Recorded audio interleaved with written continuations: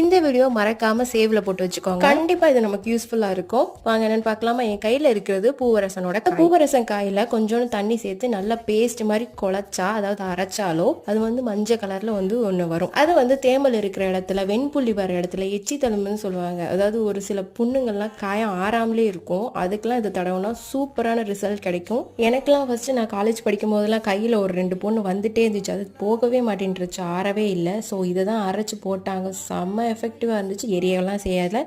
அடுத்த நாளே நீங்கள் நல்ல ரிசல்ட் பார்க்கலாம். பூவரசன் காயில் மட்டும் இல்லை, இலையில கூட நிறைய பெனிஃபிட்ஸ் இருக்குது. அந்த பட்டையில கூட நிறைய பெனிஃபிட்ஸ் இருக்குது. பூவரசன் இலையும் அரைச்சி நீங்கள் அந்த தேமல் இருக்கிற இடத்துல, வெண்புள்ளி இருக்கிற இடத்துலலாம் நீங்கள் வச்சா செம்மையாக. அப்புறம் பூவரசன் மரப்பட்டை இருக்கு இல்லையா, அது சில பேருக்கு காலெல்லாம் அப்படி செதிலாக இருக்கும். ஸ்கின் எல்லாம் அதுவும் கைண்ட் ஆஃப் ஸ்கின் அலர்ஜி. பட்டையை நல்லா அரைச்சு தேய்ச்சிட்டு வந்தால் 28 நாளில் சரியாகும். ஸோ நிறைய பெனிஃபிட்ஸ் இருக்குது. இதுக்கு ஃபுல் வீடியோ நிறைய ட்ராப்ல வீடியோ இருக்கிறது ஹெல்ப்ஃபுல்லாக இருந்துச்சுன்னா ப்ளீஸ் ஷேர் பண்ணுங்க. இந்த லைக் ஷேர் வீடியோ பார்த்தமைக்கு நன்றி.